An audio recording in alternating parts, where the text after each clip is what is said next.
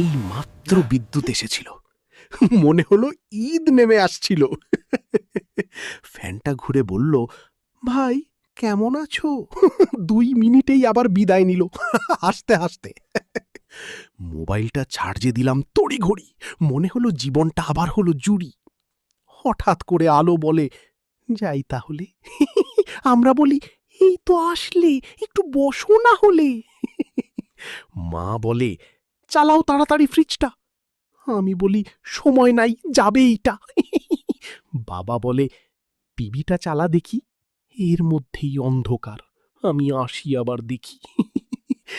এই যে বিদ্যুৎ, তুমি বড় অভিমানী।